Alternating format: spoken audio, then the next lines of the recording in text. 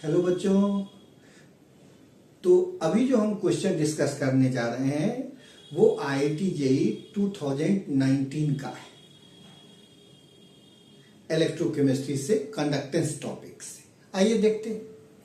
Question है which one of the following graph between molar conductivity versus square root of molar concentration is correct.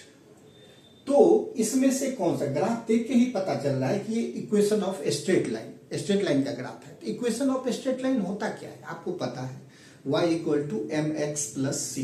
तो जब y versus x का आप plot करेंगे graph तो m यहाँ पर आपका स्लोप होगा जो कि टेन थीटा के बराबर होता है और c इंटरसेप्ट है जो कि y एक्सिस पर है ना।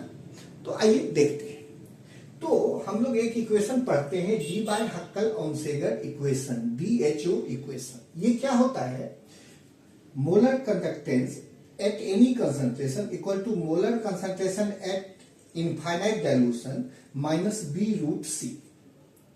तो जिसमें ये तो molar concentration at any concentration, ये molar concentration at infinite dilution minus B root C. अगर सी का वैल्यू 0 कर दें ये खत्म हो जाएगा। तो ये जो देख रहे हैं molar concentration at any concentration, ये मैक्सिमम कहां तक आ सकेगा, लिमिटिंग वैल्यू तक, जो है molar conductance eight infinite dilution. तो हम इस इक्वेशन के हिसाब से इक्वेशन ऑफ स्ट्रेट लाइन पहले बनाएंगे। तो चल देखिए, सबसे पहले एक चीज इसमें आप देखिए कि ये डी बाय हक्कल ओनसेगर कांस्टेंट ये बी होता है। ये जो बी है उसको हम लोग डी बाय हक्कल ओनसेगर कांस्टेंट बोलते हैं।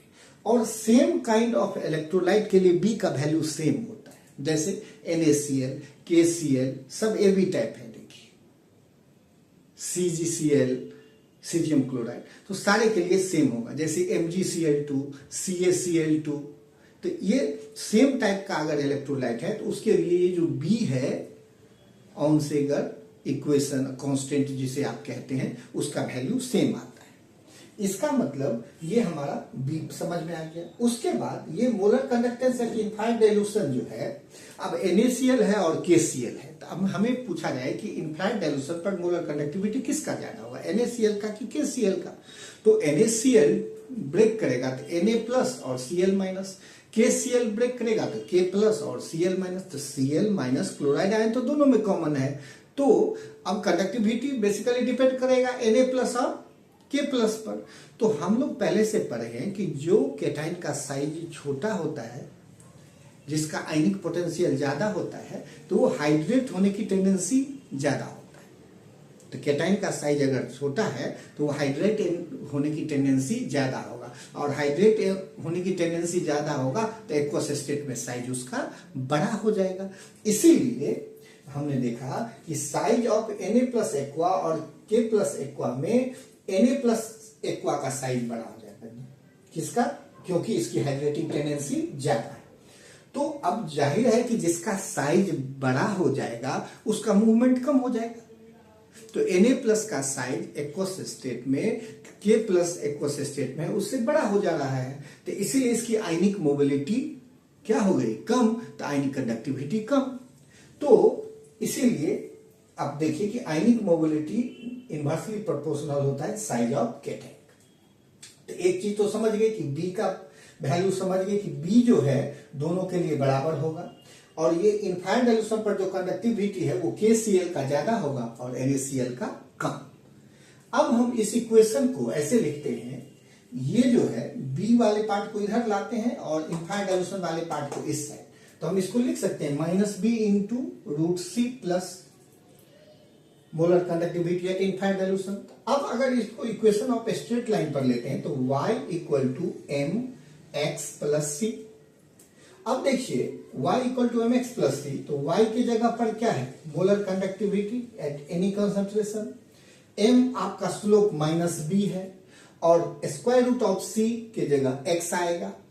तो इसका मतलब ये है कि जब हम ग्राफ y वर्सेस x लेंगे, मतलब ये molar conductivity at any concentration versus square root, तो जब इसका ग्राफ लेंगे तो हमारा स्लोप कितना आएगा, तो m किसके बराबर है, माइनस बी।